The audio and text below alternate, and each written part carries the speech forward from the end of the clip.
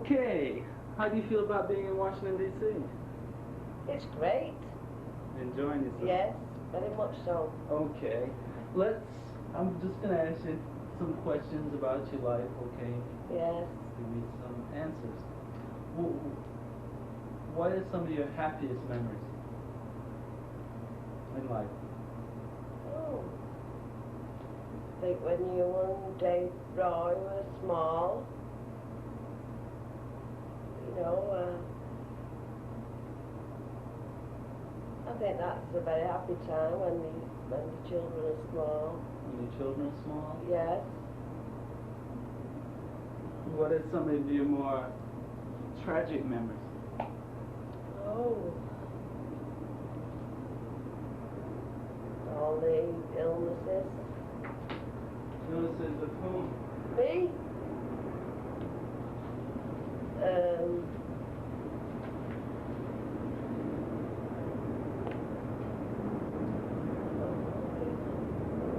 don't feel Not that. A lot of tragedies, really. What are your hopes for the future? Come to America to live. When I'm old, to see my children. Because we've nobody at home in England, have we? I don't know, really. I'm hoping that you'll come home in 2 years, when I'm 60. We'll have a party. What are some of the things you enjoy most about life? Well, I've not got a bad life, really. We're not poor. We can enjoy life, really. We wish. What are some of the things you enjoy doing?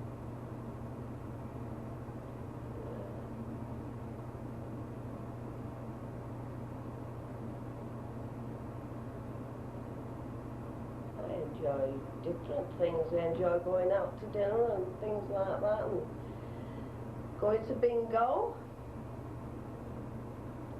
Okay, what I'm going to do now, I'm going to say the names of some people. Okay. Yes. And when I mention the names of these people, I want you to just give me 3 or 4 sentences talking about those people, okay? Yes. What you feel about those people. Yeah. Okay, first of all, your mother. Yeah. When I say the name of your mother, what really comes to mind when you think of your mother? Oh, what a good woman she was. Very sad when she died. She was good to us all. And your father? Father. Much the same, you know, he was alright. I think you seem to have a bit more for your mother than your father. I don't know why, I think so. Well, you were closer to her. Yes. Okay, you mean you could talk to her more easily? Yes. Okay, your husband? Yes. Very good man. He's good to me, really.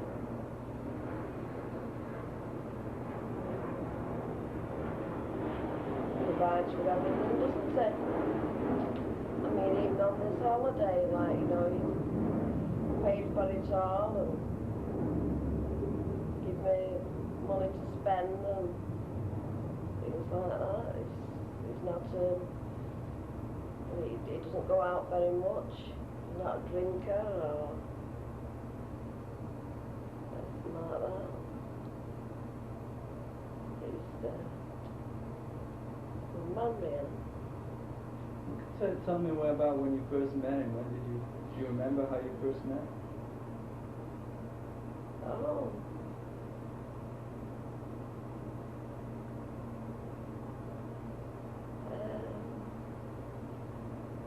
I met him on Weston Lane. I was with a friend, and I didn't drink in those days, but we went in this pub and we had orangeade and your dad was in and he asked could he take me home and he did. Did he take you home alone? Yes. Then how did you come to meet again? Well, he only lived round the corner and we used to see him pretty often. And then 3 months we were married. After 3 months of meeting him, why did you decide? Well, I guess you've met other men too, right? He wasn't the first man you dated, right? Because you've been married before. Yes, obviously. but he was after my husband got killed. What made you decide to marry him? I don't know really. You don't know? Well, I think Did you it's think a very he- lonely life on your own. Did you think he was good looking at the time? I think he was bad. Well, what were some of the qualities that you found in him that made you decide to marry him? It must have been a decision you thought about. Well, I thought he was pretty good, you know. He didn't go out drinking, he didn't. In those days, he used to go dancing a lot before he got married. But then, when we got married, he never went dancing again because he said dancing can bring people together and it can also part people. So. What are some of the memories of your first husband? Oh, Vince and I courted Vincent from being about 16 and was married when I was 18 and a half. He was also a very good person. I used to work at the same place as Vincent in the upholstery. Tell me about when he was killed. How did you react to that?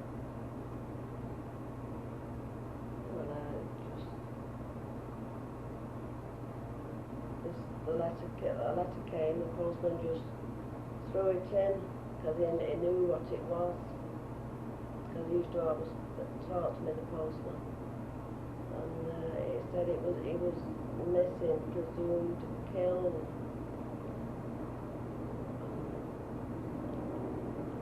Dave got it. Uncle Stan was home on leave, and he went with me to Vincent's mother's.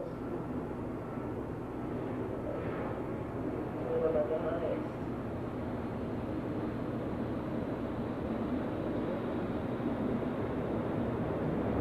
I couldn't do anything, could you really? Well, how did you react to that emotionally? Very, very upset. Did you go into withdrawal, or was it something you quickly got over? Or did you become very depressed? How did you deal with that? I don't know really. Forgot about that really. You've Don't know. forgotten about it. Yeah, I don't know what I did for it at the time. And I was very upset, and I know that I'd had my hair pulled and I just combed it all out and you know, I was so upset.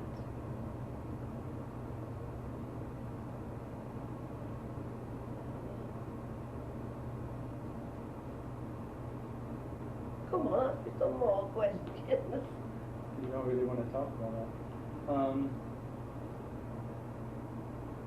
How do you see the differences in your life now that you're getting older and when you were younger? Do you see yourself differently? Yes, you not as run about and do things better and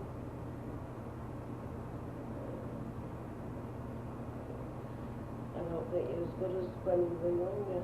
You do lots of things what you feel as though you can't do now.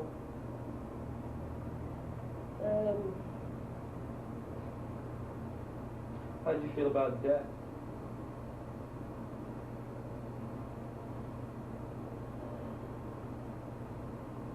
sometimes think about this.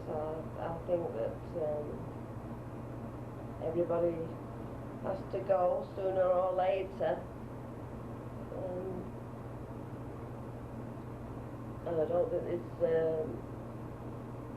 any coming back. When you're dead, you're dead. And that's the end of you. You're soon forgotten then. Is it something you think about? Not really, no. You don't think about it too much. How would you like people to remember you after you're dead?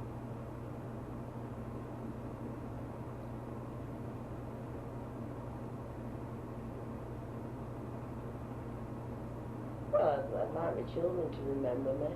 Just remember you. And to think that I wasn't a bad mother. You know. Don't know.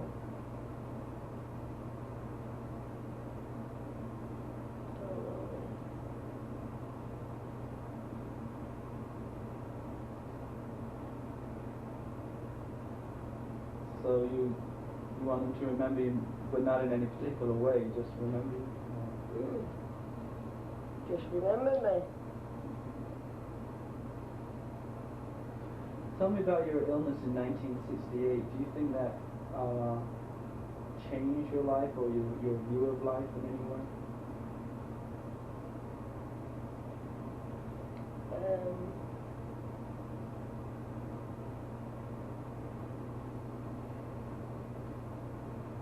It made me think that if you're not meant to die, that you won't die. I mean, I was so ill then at that time that I don't even remember about the illness, but your dad told me that he didn't think I would live. And I think now that if you're going to die, you'll die no matter what. And if you're not meant to go, you won't go. So. Did it change your view of life? Did you become more pessimistic about life? Or did it not really change your life? I think I became more pessimistic. You did?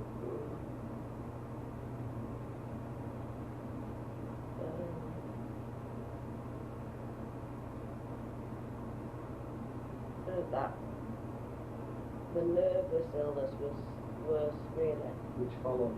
Yes. Well, tell me about that. Well, that was terrible. Couldn't even go out. Couldn't even go shopping or anything. I was stayed in the house, in the bedroom most of the time. But even when I was getting better, if I stood at the bus stop, I used to sway, and I used to think if the bus doesn't come quickly, I'll have to go back, and I used to have to go back home. Why do you feel that was? Why do you feel that occurred? Well, that was nerves. Yeah, but why do you feel that you had that nervous illness? What do you think was the cause of it? Well, I had this nervous illness after I had my gallbladder out.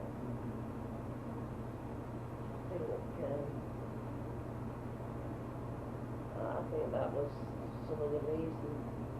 Well, the psychiatrist said it was a lot of things accumulating on top of one another that caused this. But nerves is a terrible thing.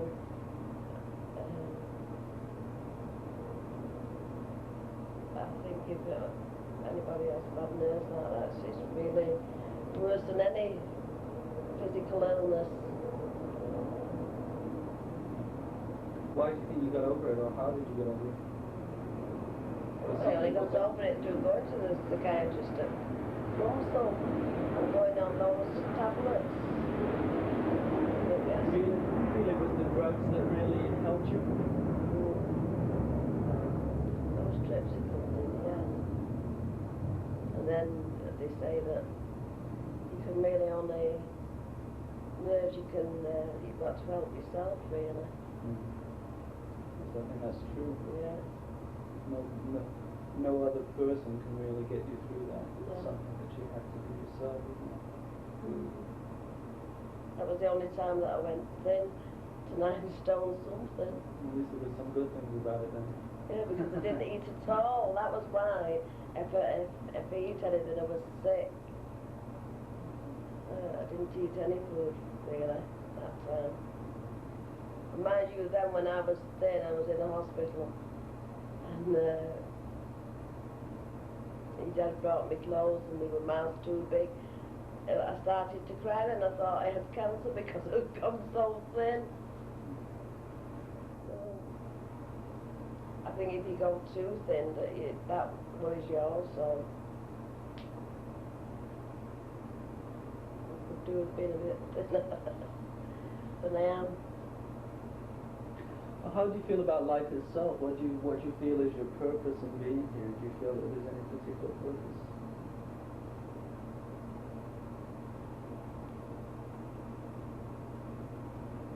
There must be for some purpose, isn't there? But if there is, you don't know what it is, huh? No. Is there anything during the remainder of your life that you want to achieve or accomplish?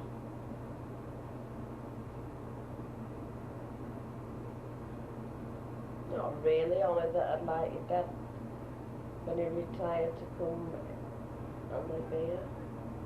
So that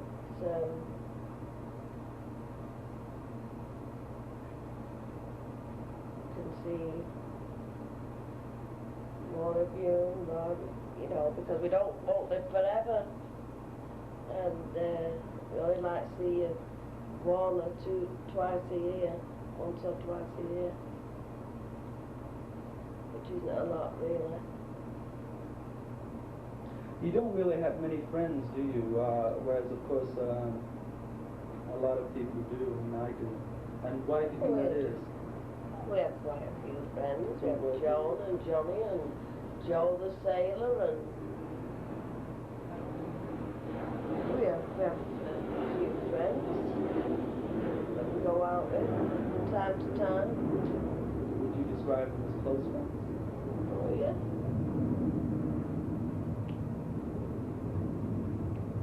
Do you share very intimate things with them, or not? Oh, no, not very intimate things.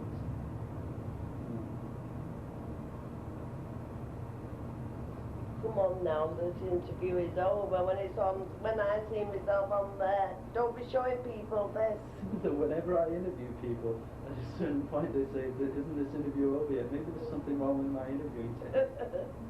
Because I think I've taped a lot of interviews with different people I know, and it seems at a certain point in the interview, someone says, isn't this over yet?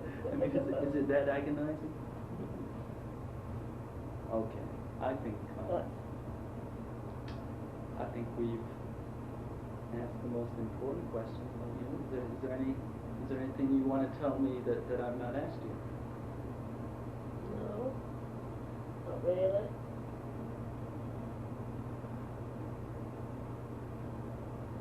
Well, just in case you see this interview 10 years from now and see what you looked like when you were a young woman, maybe you can tell us when this is being taped so we know exactly when it is. No. Yes, I mean, what year and what month is it that you? Oh, it's September the 22nd, 1979, in America, Washington. And I don't think we can let this tape end without getting a full profile of you. Can't just have your face. So I want you to stand up, and I'm going to take some more pictures of you. Okay? Oh, you know. Okay. Come on, stand up. Wait a minute. Okay.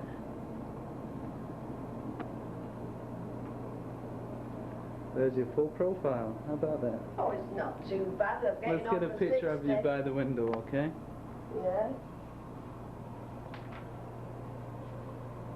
Oh, we have a little lighting problem by the window. Oh, There you go. yes. Too dark over here.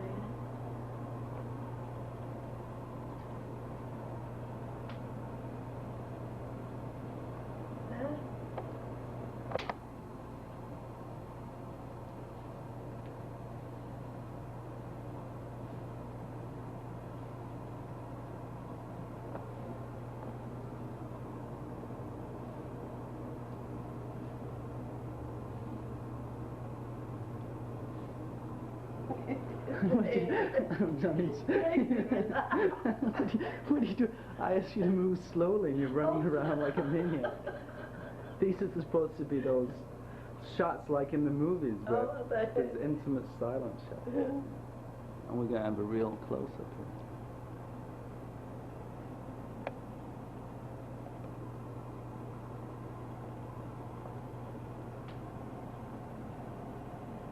Jesus. Oh no. Making me laugh.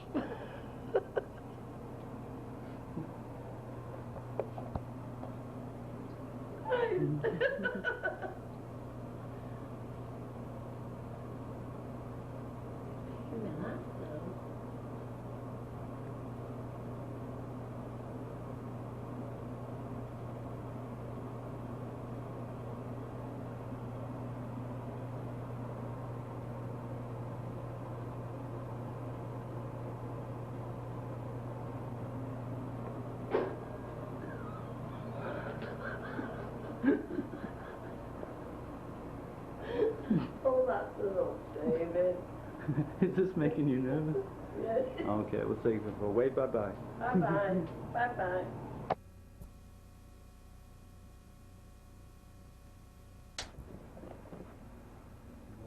Oh, you're not taking me again, are you? No, he's taking his daddy's. He doesn't me. Oh, the lighting's bad. I must have more lighting than that, David. That's bad too. Let's go. Oh. Camera. Right, I think we ought to have some tea now. I look like a prisoner. I really do. I do look like a convict. You're quite right. Oh, dear. I think this is going to be. I look as I've been interviewed in the cell. This is the interrogator coming close to me now. Oh. All I want is a number on the shirt, and I've cracked it. Oh, dear. So now, what's going to happen, David? Ask him some questions, David. Don't subject me to all the Wow. questions. And ask. And don't ask Dad. It's very hard to conduct one of the intimate type interviews that just did with you and somebody else is around when you're Yeah, you're better on your own, I would imagine. Could you kneel down a bit, David? Certainly. Right, yeah. Oh, now that's even worse, isn't it? Just walks across the path of the camera. I think we'd like to have some tea.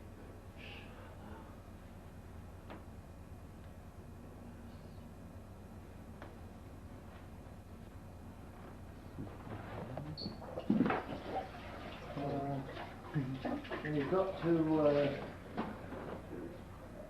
got to ask me some nice questions. I've got